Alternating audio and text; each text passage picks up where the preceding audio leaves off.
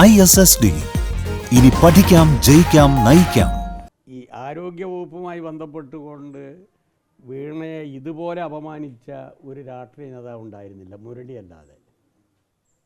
ഇപ്പം മുരളി പറയുന്നത് എന്താ? പ്രതിപക്ഷത്തിരിക്കുന്ന സമയത്ത് ഞങ്ങൾ പലതും പറഞ്ഞിട്ടുണ്ടാവും, അത് ഇപ്പോൾ ഈ കസേരക്ക് ബാധകമല്ല എന്നാണ്. എന്ന് പറഞ്ഞാൽ പ്രതിപക്ഷത്തിരുന്ന് ജനങ്ങളോട് ഞങ്ങൾ പറഞ്ഞത് പച്ച നുണയായിരുന്നു എന്ന് സമ്മതിക്കലാണ്. പിന്നെ BJPയുമായിട്ടുള്ള ഇവരുടെ അവിശുദ്ധ ബന്ധം മറച്ചു പിടിക്കാൻ അവർ നടത്തിയ ഗൂഢാലോചനയുടെ ഭാഗമാണ് പിണറായി സംഖ്യയാണ് എന്ന പ്രചരണം. അത് പൊതുസമൂഹത്തിൽ ഒരു വിഭാഗത്തെ അത് സ്വാധീനിച്ചു. നിങ്ങളൊക്കെ നല്ല രൂപത്തിൽ കുടലുമായി നല്ല പ്രചരണവും നടത്തി. പക്ഷേ ഈ നെമിസിസ് എന്ന് പറയുന്നൊരു സാധനമുണ്ട് ഈ ഷേക്സ്പിയറിയൻ കൃതികളിൽ. പ്രതികാര ദേവത എപ്പോഴെങ്കിലും തിരിച്ചടിക്കും. അതാണിപ്പം നിങ്ങൾ കണ്ടുകൊണ്ടിരിക്കുന്നത്. എന്താണോ അവർ പറഞ്ഞ അധികാരത്തിൽ വന്നത് അതിന് ഘടകവിരുദ്ധമായി പ്രവർത്തിക്കാൻ അവർ നിർബന്ധിക്കപ്പെടൂ. അതാണ് ഞാൻ പറയുന്നത്. ആ MOUമായി ബന്ധപ്പെട്ടുകൊണ്ട് പെനാൽറ്റി ക്ലോസ് ഉണ്ട് എവിടെയെങ്കിലും? ഇനി ഒപ്പിട്ടെന്ന് വിചാരിക്കുക. MOUയിൽ ഒപ്പിട്ട്, കറക്റ്റാണ്. MOUയിൽ ഒപ്പിട്ട് കഴിഞ്ഞാൽ അത് ഫൈനൽ എഗ്രിമെൻ്റ് അല്ല, അത് ഒരു പദ്ധതിയുമായി ബന്ധപ്പെട്ടുകൊണ്ടുള്ളൊരു തുടക്കമാണ്. അപ്പം തന്നെ അതിൻ്റെ ഭവിഷ്യത്ത് ഒരു ഘടകകക്ഷി എന്നുള്ള നിലയിൽ CPI തുറന്ന് പറഞ്ഞു.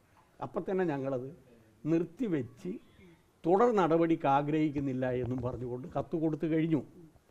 ഇനി അത് നടപ്പിലാക്കുന്നതുമായി ബന്ധപ്പെട്ടുകൊണ്ട് ഏതെങ്കിലും രൂപത്തിൽ എന്തെങ്കിലും സാധ്യതകളുണ്ടോ എന്നതിനെ സംബന്ധിച്ച് പരിശോധിക്കാൻ ഒരു 7 അംഗ കമ്മിറ്റിയെ ഞങ്ങൾ വെച്ചു. അതുവരെ ഇത് മരവിപ്പിച്ചതാണ്. ഇവർക്കാണെങ്കിൽ ഇനി യാതൊരു പ്രശ്നവുമില്ലല്ലോ, അത് ഞങ്ങൾ അംഗീകരിക്കുന്നില്ല എന്ന് പറഞ്ഞാൽ ഇവരെ തൂക്കിക്കൊല്ലോ. ഞങ്ങൾ ആ MOU ഞങ്ങൾ അംഗീകരിക്കുന്നില്ല, ഞങ്ങളത് പറച്ച് ചെയ്യുന്നു, അറബിക്കടലിൽ എറിയുന്നു എന്ന് പറഞ്ഞാൽ ഇവരെ തൂക്കാൻ പറ്റിക്കുമോ? ഇവർക്ക് എന്തെങ്കിലും പ്രശ്നം ഉണ്ടാകാൻ പോകുന്നുണ്ടോ? കാരണം ആ MOUയിൽ ഒരു പെനാൽറ്റി ക്ലോസ് എവിടെയില്ല. ആരെങ്കിലും ഇത് വയലേഷൻ നടത്തിയാൽ കേന്ദ്രമായാലും സംസ്ഥാനമായാലും ശിക്ഷിക്കുമെന്ന് എവിടെയും പറഞ്ഞിട്ടില്ലല്ലോ. പദ്ധതിയുമായി മുന്നോട്ട് പോകുന്നതിനുള്ള സഹായം കിട്ടില്ല എന്നല്ലേ പറയുന്നുള്ളൂ. അത് വേണ്ടെന്ന് വെച്ചതല്ലേ ഇവർ. ശിവൻകുട്ടിയാണെങ്കിൽ അർത്ഥശങ്കക്കിടയില്ലാത്ത വിധം പറഞ്ഞു 10 പൈസ ഞാൻ അതിൻ്റെ ഭാഗമായിട്ട് വാങ്ങിയിട്ടില്ല. സാധാരണ നിലയിൽ സർവശിക്ഷ കേരളയുമായി ബന്ധപ്പെട്ടുകൊണ്ട് അരിയേഴ്സ് കിട്ടാനുണ്ടായിരുന്നു, അത് വാങ്ങി, അതിനിയും വാങ്ങും, അത് ഇവർക്ക് വാങ്ങുന്നതിന് യാതൊരു തടസ്സവുമില്ല. ഇപ്പോൾ പച്ച നുണ പറയല്ലേ, നുണ ഓരോ ദിവസവും. അതാണല്ലോ മിസ്റ്റർ വേണുഗോപാൽ പറഞ്ഞത്. അദ്ദേഹത്തെ മുഖ്യമന്ത്രിയാക്കുന്നതിനെതിരായി നിങ്ങളൊക്കെ നടത്തിയ ഒരു പ്രചരണത്തിൻ്റെ ഭാഗമായി കുറേ ആൾക്കാർ തെരുവീതിയിൽ ഇറങ്ങിയല്ലോ, അല്ലേ? അപമാനിച്ചില്ലേ എന്നെ പരമാവധി. അതിൻ്റെ അർത്ഥം എന്താണെന്ന് പറഞ്ഞാൽ 10 കൊല്ലമാണ് പിണറായി വിജയനെ സംഖ്യയാക്കാൻ ഇവർ ശ്രമിച്ചത്. അവർക്ക് 10 ദിവസം മതിയായി വേണുഗോപാലിനെ സംഖ്യയാക്കാൻ. അതല്ലേ ഇപ്പോൾ കാണുന്നത്.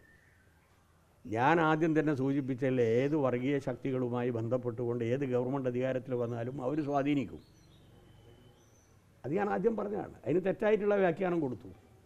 ഇപ്പം എന്തെങ്കിലും കാണുന്നത് അല്ല, പേഴ്സണൽ സ്റ്റാഫിലടക്കം ജമായത്തിൻ്റെ ആൾ, ഞാനല്ലല്ലോ പറയുന്നത്, ജമായത്തിൻ്റെ ആൾക്കാർ എടുത്തല്ലോ. ഒരു ഭാഗത്ത് RSSും ഒരു ഭാഗത്ത് മുസ്ലിം ഭീകരവാദ വർഗീയ ശക്തികളുമായിട്ടുള്ള ഇവരുടെ ബന്ധവും ഓരോ ദിവസം കഴിയുന്തോറും രംഗത്ത് വരികയാണ്.